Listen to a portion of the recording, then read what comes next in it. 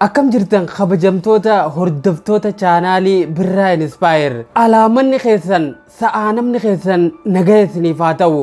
Haasawa keenya irraa jalqabuun duratti akkam jirta ati uumama lafa tana irratti kabajaa guddaa qabu. Simbaana ati ka uumaan lafa tana irratti mootii godhee si filate. Mee na jalaan callisiniiti uumaa aangoo guddoo tana siif kenneef galata galchi. Akkan dhaga'utti yeroo tokko tokko nama ta'uu keetitti ni gaddita jaan. Wantoota fooddaa TVtii fi sooshaal miidiyaadhaan agartuuf jecha jireenya kee jibbita jechuun dhaga'e. Saroota faranjii nyaata bareedaadhaa fi qulqullinni isaanii maallaqa guddaadhaan eegamuuf agarteeti. Osoo rabbiin jalqabumaahuu saree sanna godhe jettee hawwitaami. Obboleessoo yaada kana ana malee namni biraa osoo hin dhageenye buqqisii of keessaa gati. Hin qaanfattuu qoy.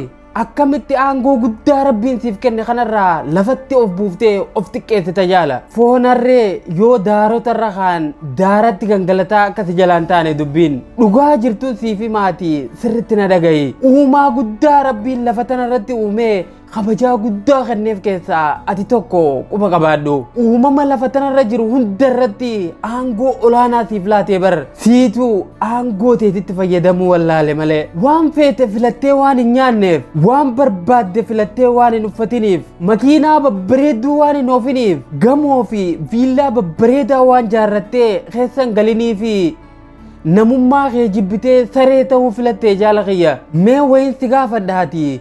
Saree taatee waan kana hunda argachuutu caalamoo nama kabajamaa rabbiin lafa tana keessatti aangoo guddoo kenneef kana taatee xiqqoo qabduun jiraachuutu caala sitti fakkaata. Obboleessa kiyya obboleettii tiyya gatiin tantee waan xixiqqoo akkanaatiin hin shalagamtuu bar maal taate? Wantoonni gurguddaan lafa tanarra jiran hundi yoo si wal cinatti madaalaman hanga bookee takka madaala kaasuu hin danda'an. Dhugaadha rakkinni keetis naaf gala. Hanga laffaate hin arganne, hanga dadhabde itti milkooyne. Garuu wanni tokko wanni sirritti beekuu qabdu jaala kiyya.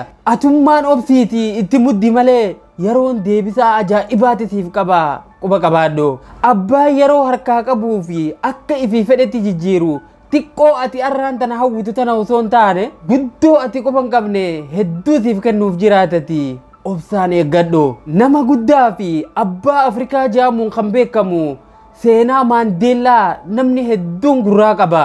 Waggaa 27 guutuu kilaasii xiqqoo takka keessatti hidhamee ture. Guyyaa 27 miti kan inni jechaa jiru. Waggaa 27 yookaan guyyoota 9,855 kutaa xiqqoo takka keessatti itti cufamee ture. Meelaa ligaa namni kun hiraaruudhaa fi abdii murachuudhaaf sababa kan kee dachaa hedduudhaan caaluu qaba ture. Mee ati rakkoon arraan tana harkaa si qabdu rakkoo Maandeellaa tana numa caalti? Garuu namni kun bakka silaa abdii muratutti daran abdii horate. Imala dukkanaa waggaa 27 abdii isaa ifaa godhatee obsaan keessa dabre. Sababa kanaati waggaa 27 booda mana hidhaa sanirraa bahee pirezidaantii biyya isaa ta'e. Agartee gaa obboleessoo yoo dhugumaan cimina keessaa san qabaatte uumaan inni yeroo harkaa qabu yeroo ifii barbaadetti bakka ati yaadde sanirra guddotti ol si baasa. Kanaafuu rakkoolee si mudatan hundaaf harkan laatin hanga lubbuun jirtu qabsoo jireenyaa itti muddi.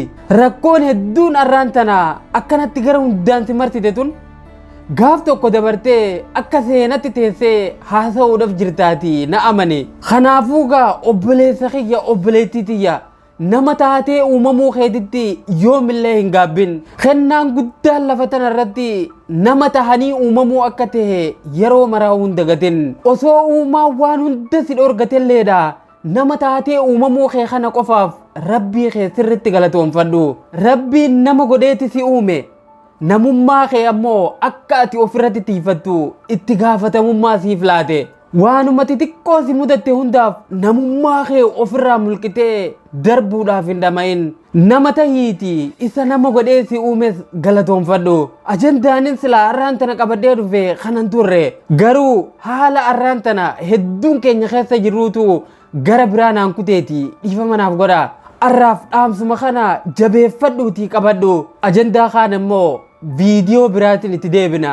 Yoo chaanaala kanaaf haaraa taate subscribe godhiitii mallattoo bilbilaa san ibsii bira dabre. Viidiyoon kun akka nama hedduu dhaqqabuuf ammoo like gootu malee hin bahin. Viidiyoo biraatiin hanga walitti deebinutti nagayaan naaf tura isinin jaaladha.